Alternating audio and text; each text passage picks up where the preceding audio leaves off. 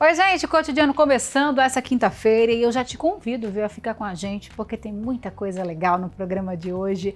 A gente vai falar sobre o aumento da fé nesse momento tão atípico que a gente está vivendo. Tem dica de exercício em casa para você fortalecer os braços e na dica do chefe de hoje tem um café cremoso, olha só que bacana. E aqui no estúdio eu converso com o Dr. Murilo Vasconcelos. Então o que você está esperando? Puxa uma cadeira, chegue junto que a gente está só começando.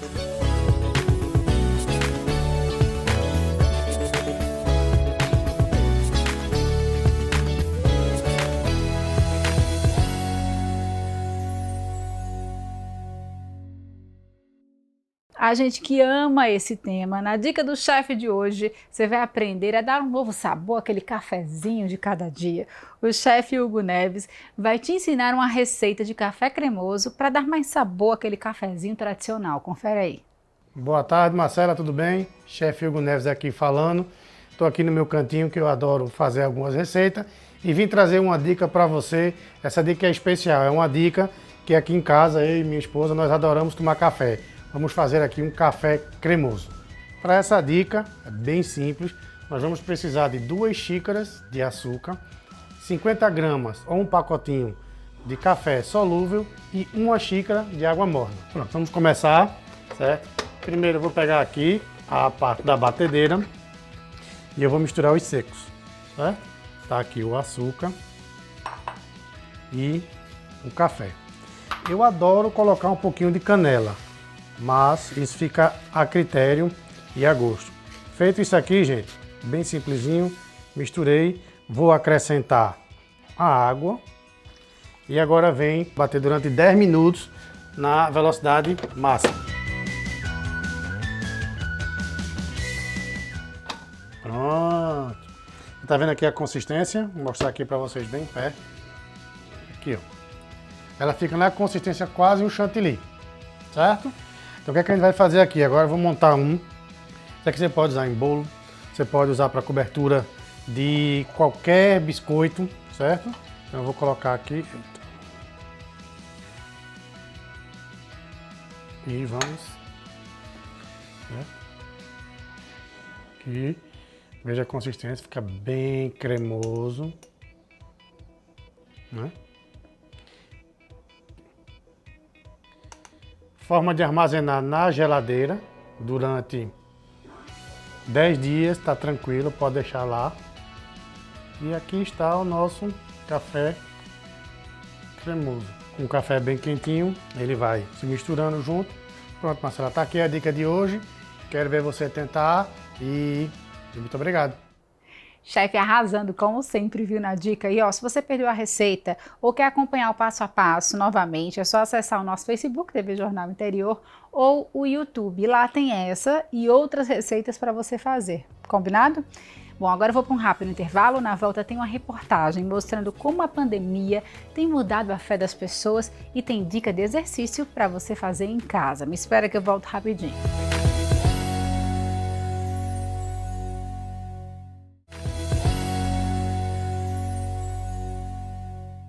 Já estou de volta aqui com o Cotidiano e olha só, gente, a pandemia do novo coronavírus tem fortalecido a busca pelo interesse espiritual. Diante de um momento de fragilidade humana, muita gente tem recorrido à fé para diminuir o sofrimento dos dias árduos que a gente está vivendo. Confere aí. Desde o início da pandemia que a Adriana tem tido mais tempo para rezar, ler a Bíblia e se dedicar na vida cristã. Normalmente eu faço as minhas orações pela manhã, no caminho para o trabalho, na volta do trabalho, antes de dormir. Mas agora, como a gente tem mais tempo, então acaba sendo uma forma da gente poder se aprofundar mais, né? Ler mais a palavra e acaba se disciplinando mais e aprendendo mais sobre o que Deus tem para nos ensinar, né? E acaba que a gente busca um pouco mais de tranquilidade também, porque o exercício da fé ele traz para a gente um pouco mais de tranquilidade de que tudo vai passar e tudo vai ficar bem.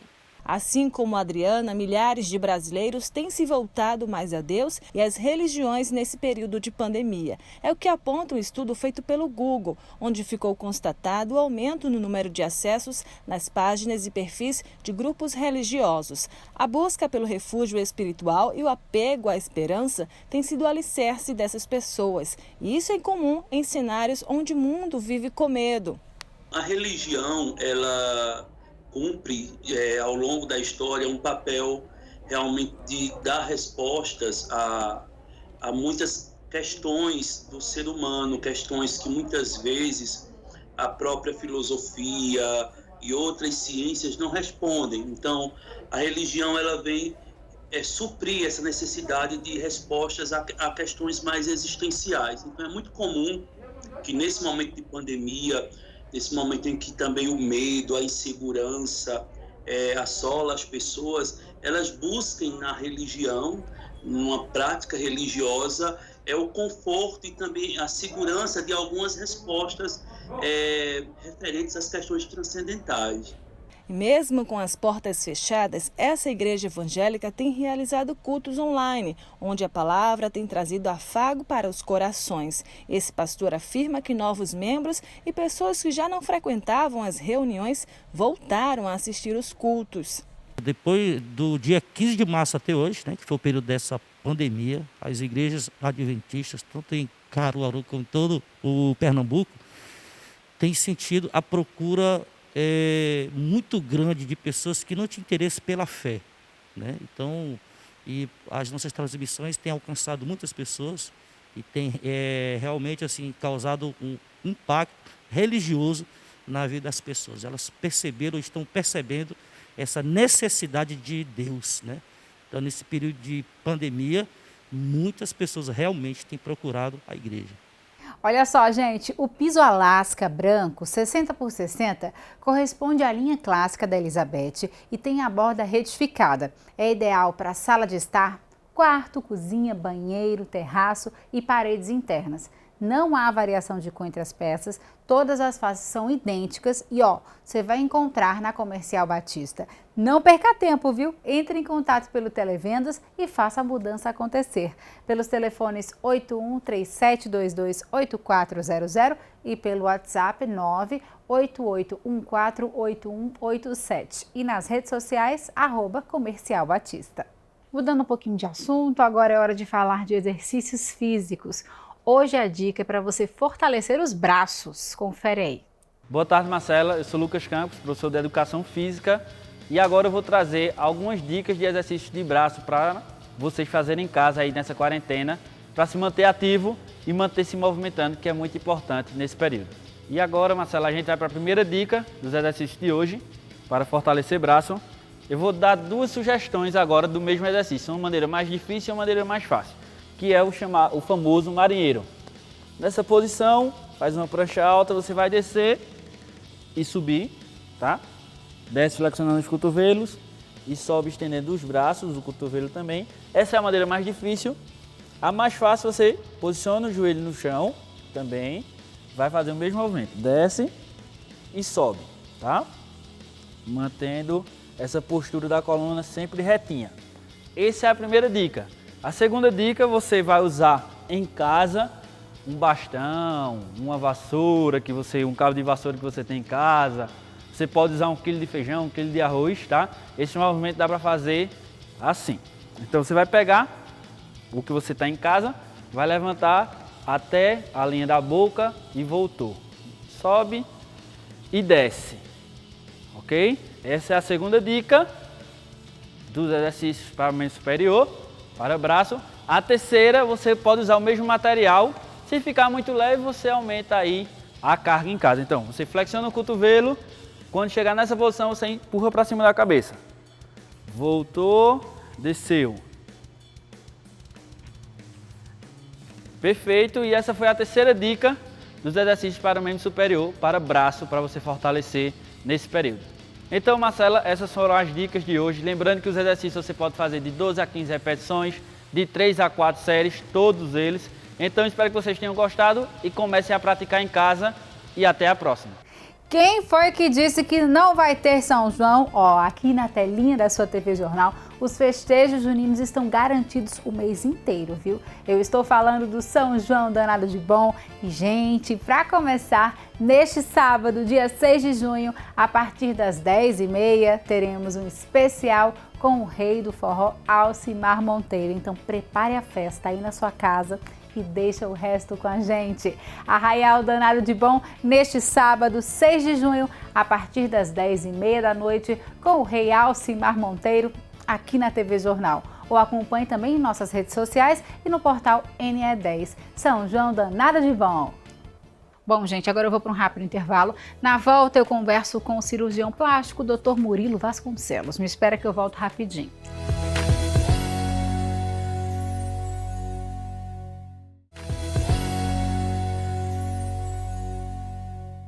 Já estou aqui de volta com o Cotidiano e hoje falando sobre mamoplastia híbrida e redução de mama. Gente, muito mais do que uma plástica estética, é qualidade de vida para quem se submete a esse tipo de cirurgia. Por isso que eu estou recebendo aqui no estúdio Dr. Murilo Vasconcelos. Seja muito bem-vindo aqui ao Cotidiano, porque tem muitas mulheres que têm a mama muito grande, né, doutor?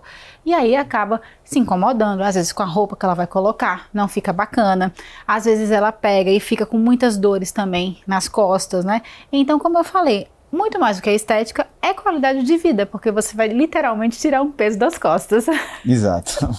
Boa tarde, Marcela. Marcela, a cirurgia de mama, né, então muita gente pensa, poxa, a mama é estética. Muitas vezes não é, tá? Uma mama volumosa, ela traz alguns problemas, problema de coluna. Sim. Muitas pessoas usam sutiãs tão grandes, é tanto peso que acaba ferindo. Marcando aqui, isso, né? ombro, e às vezes chega a ferir mesmo. Tá? Na parte inferior da mama também tem muita infecção por fungo, por conta de atrito, de peso, de maceração mesmo daquela mama pesada ficar machucando a pele ali. Tá? Então, a cirurgia de mama ela não é só estética, ela também é reparadora. Perfeito. Tá? Então, antigamente só se tinha realmente, vamos reduzir a mama. Né? Então, passou por um momento onde a moda era mama pequenininha, então todo mundo, mesmo que não tinha mama muito grande, reduzia para ter mama pequena. Depois começou a moda da prótese. Então, vou botar uma prótese, bota uma prótese pequenininha. E então, pra você ter uma ideia, no começo a gente usava prótese de 120, 150, prótese bem pequenininhas mesmo. E depois isso pula para 350, para mamas muito grandes, né? Então, quando vem aquela onda de mama americana, então todo mundo queria mama muito grande. E depois a gente chegou no que a gente tem hoje, tá? Que é o meio termo, que para mim também é o mais adequado, tá? Lógico, tem gente que vai preferir um pouco maior, outra um pouco menor, mas você está no limite de volume de mama que não vai te trazer incômodo. Prejuízos para o próprio corpo, não é isso, doutor? Né? Então, o que a gente contava de arsenal para operar era realmente a redução, a suspensão e a prótese. Uhum. Tá? Só que a prótese ela vai te dar aquele formato redondo, tá? Então restrito àquela região. Às vezes você vai ter uma mama que ela é um pouco mais pobre de tecido nessa parte medial, essa parte de cá. Tá? Mas, poxa, eu não quero aumentar tanto a mama, então como é que eu vou fazer? Eu vou botar uma prótese para ela ocupar bem a mama, mas ao mesmo tempo eu não quero aumentar tanto. Então, às vezes, criava um pouco de dificuldade e você corrigia bem uma área e em outras áreas você até ficava um pouco pobre essa correção. Então, há 15 anos atrás, era proscrito fazer qualquer enxerto de gordura em mama, tá? Porque o que a gente faz no bumbum e sempre fez, tá? De fazer a lipoaspiração, pega aquela gordura, bota no bumbum para aumentar.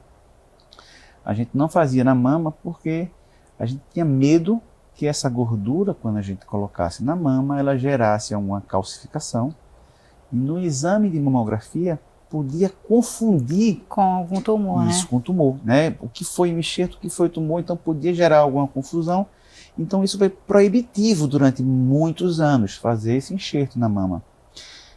Porém, depois se descobriu que a característica da calcificação do câncer é completamente distinta da calcificação do enxerto. Tá? Então isso gerou agora uma nova arma para nós usarmos na cirurgia. Então, daí que vem a mamoplastia híbrida, onde a gente vai usar várias técnicas, não só a prótese, mas eu posso colocar uma prótese e, poxa, essa região aqui ela é mais pobre numa mama do que em outra. Como é que eu vou compensar isso? Então a gente tira um pouco de gordura e faz esse enxerto de gordura nessa região que é mais pobre. Vai moldando, né? Moldar, tá? Para dar um refinamento da cirurgia. Entendi. Tá? Então isso é muito bacana. A gente tem feito isso com muita frequência. E dentre a gordura aspirada também vão vir células-tronco. Isso é bem bacana, porque você não está só botando gordura, você está botando célula-tronco, que ajuda a melhorar toda a qualidade daquele tecido. Perfeito. Tá? Perfeito. Ô doutor, o senhor estava explicando, aí me veio uma pergunta aqui, uma curiosidade. Na verdade, o que é que determina o fator de crescimento da mama?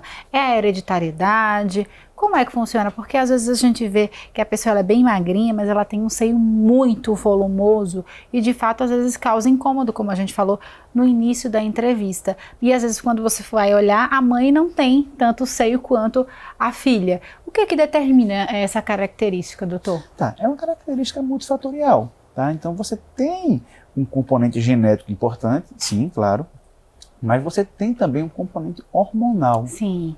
Tá? Então, as alterações que vão haver na mama, elas são muito ligadas aos níveis de hormônios. Tá? Então, você pega, por exemplo, vou operar uma mama numa paciente que ainda está no período de puberdade. Então, você vai operar nesse momento, mas essa mama vai continuar aumentando, porque ela tem muito estímulo hormonal para aumentar ainda. Tá? Então, não é a hora certa de operar. Então, não é porque menstruou que vai determinar o crescimento do seio, não. Continua crescendo até quantos anos, mais ou menos? Em torno de 4 anos após a menstruação é que a gente considera que a mama está equilibrada. Tá? Então, mas aí você vai dizer, poxa, mas tem também gente que a mama aumenta depois disso. Tá? Tem. Tá? E esse aumento pode ser apenas uma desregulação hormonal também, tá? Assim como pode ser também por conta de ganho e perda de peso. Porque na mama também tem gordura. Tem gordura, né? Numa proporção variável, mas tem gordura. Tá? Então, às vezes, essa pessoa engordou muito, né? A mama cresce bastante. Tá? Ou diminuiu, emagreceu, a mama diminui, cede muito. Então, você avaliar simplesmente um único fator, você não vai achar a causa. Então, pode ser vários desses fatores ou uma união. Tá? Eu perguntei isso porque às vezes tem adolescentes que se incomodam muito com o tamanho da mama e às vezes querem se submeter a uma cirurgia. E aí às vezes não é o período ideal, de fato precisa esperar. Então teria uma idade ideal para se fazer esse tipo de cirurgia? Eu completei 18 anos, eu quero fazer a cirurgia. Ou não, eu tenho 16, mas o médico avaliou que eu posso fazer e eu vou fazer. Tá. Então, o período mínimo 4 meses após a menstruação. 4 anos, perdão. 4 anos após a menstruação, a primeira menstruação. Né? Então, esse é o período que você considera que a partir dali essa mama vai estar madura. Mas você tem que considerar também que essa mama tem 4 anos que ela já teve a primeira menstruação, mas que não continua crescendo. Entendi. Porque tem algumas puberdades que elas são mais prolongadas. Então, esse início de crescimento da mama, ele vai se dar na menstruação, um pouco antes, na verdade, né? Mas ele se dá nesse período e ele para com 4 anos, mas tem outros que vão parar com 4 anos e meio, com 5 anos. Então você tem que estabelecer o marco de 4 anos e ter a consideração também, a levar em conta, que a mama não pode estar crescendo ainda, ela tem que ter parado. Então estabilizou, joia. Já faz mais de 4 anos, já. Então pode operar. Aí tá tranquilo, então. Isso. Agora, uma coisa importante que eu vejo bem frequentemente no consultório, são aquelas pacientes que não têm a mama muito grande, mas a mama incomoda muito ela. Sim. Principalmente meninas jovens. Tá? E porque, analisando direitinho, o que é que a gente vê muito? Essa paciente e aquela paciente que foi da turminha da escola a primeira, que a mama começou a se desenvolver. E aí ficou tida como a peituda. Isso incomoda ela. Sim. Então, as outras meninas amigas amadureceram também. Hoje tem a mama até, se brincar, maior que a dela, mas não incomoda. Mas a ela que não incomoda. Então é uma parte mais psicológica do que propriamente física. Eu passei por isso, sabia, doutor? Foi? É verdade. Me incomodava muito porque todas as minhas amigas, elas tinham a mama pequena e eu desenvolvi mama muito rápido. Então, quando eu era mais nova, eu digo, meu Deus, eu preciso reduzir. Aí depois eu fui desencanando e quando cresceu, aí a pessoa quer colocar prótese. Exato. Já pensou? Mas de fato, às vezes o adolescente, ele pensa exatamente pela diferença, né? Que a amiga, a gente acaba Exato. comparando muito com a amiga, né? Se a amiga tem um seio menor, por que eu tenho um seio maior? E aí acaba, porque eu sou diferente. Não, às vezes tem que esperar um pouquinho para ver se de fato é o ideal a ser feito ou não. Porque você pode reduzir lá na frente, você pode querer aumentar novamente. Exato. É necessário amadurecimento também, porque veja, uma cirurgia de redução de mama, ela vai acarretar invariavelmente em algum prejuízo para a amamentação futura. Tá? Então, normalmente a pessoa muito jovem, ela não está muito preocupada em amamentar. Ela Sim, fala, não, eu sim. quero minha mama, não quero saber de amamentar. Então, às vezes, precisa amadurecer um pouquinho para que bote as ideias no lugar e dizer assim, você tome a decisão corretamente. Tá? É importante os pais estarem muito juntos nessa hora também. Perfeito, perfeito. O anticoncepcional, ele vai interferir nesse fator de crescimento ou não, doutor? Não tem nenhuma ligação? Veja, o anticoncepcional ele vai simular um ciclo menstrual. Tá? Então você vai estar enganando o seu organismo através de uma medicação exógena, um hormônio exógeno. Então, se esse anticoncepcional tiver numa dosagem adequada para aquela pessoa, a mama vai se comportar como se comportaria numa menstruação normal. Uhum. Tá? Mas se a dose estiver exagerada, ela pode responder com mais intensidade do que no ciclo habitual. Tá? Então, se o anticoncepcional estiver adequado, a mama Não tem responde nenhuma normalmente interferência, né? como se tivesse no ciclo menstrual normal. Então, quem fez a cirurgia recentemente, fez uma redução da mama ou a híbrida, como você explicou, pode tomar um anticoncepcional, pode voltar a tomar um anticoncepcional normalmente, não vai interferir em nada no pós-cirúrgico nenhum. Quando pessoas mais idosas que fazem uso de terapia de reposição hormonal, aí tem que esperar um pouco mais. Entendi. Porque aí o estímulo é muito maior. Entendi. Muito bom, muito esclarecedora, viu? A nossa entrevista hoje. Obrigado. Adorei nosso bate-papo. Obrigada, doutor. Até a próxima, se Deus quiser. Até. Tchau, tchau. Gente, eu vou ficando por aqui, viu? Mas amanhã, em 45, eu tô aqui, de volta, ó. Um cheiro. Fiquem com Deus. Tchau, tchau.